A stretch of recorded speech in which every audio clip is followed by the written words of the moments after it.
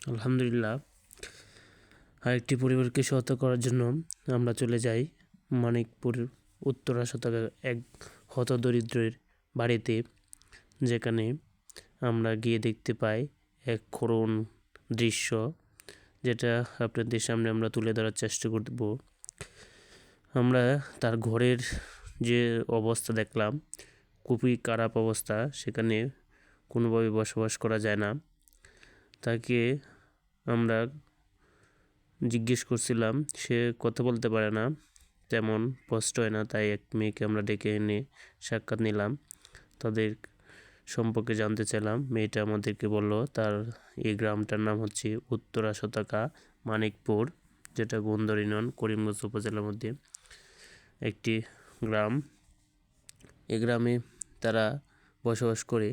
তার পরিবারে 4 সন্তান এবং তার স্বামী স্ত্রী বসবাস করে। স্বামীও খুব কষ্টের মধ্যে আছে, স্বামী প্রতিবন্ধী। সে বাসায় বাড়ি বাড়ি গিয়ে মানুষের হাতে বাসায় গিয়ে যে সাহায্য নেয় সেটা নিয়ে তাদের সংসার চলে। এই 4টে বাচ্চা নিয়ে ঘরের কী অবস্থা দেখেন আপনাকে।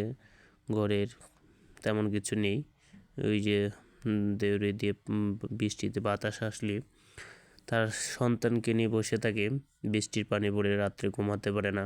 যদি কেউ পারেন তাহলে তাকে 2 বান 1 বান যেমন পারেন কিছু সহায়তা করেন ট্রেন দিয়ে। তারাও তো মানুষ, আমরাও মানুষ, মানুষ মানুষের জন্যই। এখন আমি তাকে জিজ্ঞেস করব তার পরিবারে কতজন লোক এবং তার জীবিকা নির্বাহের প্রধান উৎস।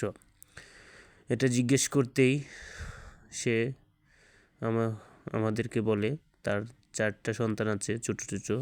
এই যে বাচ্চাগুলো আমাদেরকে দেখাবে, এই যে ছোট্ট নিষ্পাপ বাচ্চারা, সে বোঝে না দারিদ্র কী জিনিস। তার বাবা মা হয়তো তার দারিদ্রতার কথা জানে।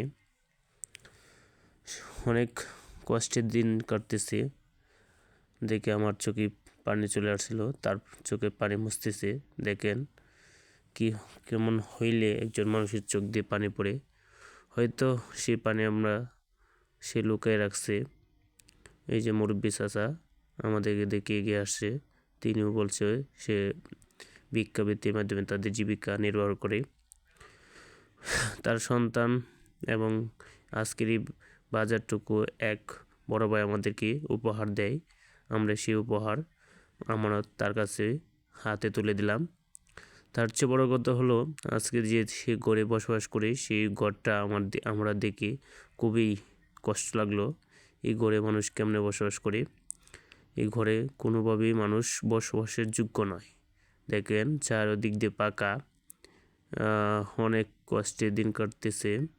আপনারা যদি কেউ পারেন আমাদের ভিডিওটি দেখে তাকে সহায়তা করার জন্য সহায়তার হাত বাড়িয়ে দেন, দুনিয়াতে কিছুই থাকবে না।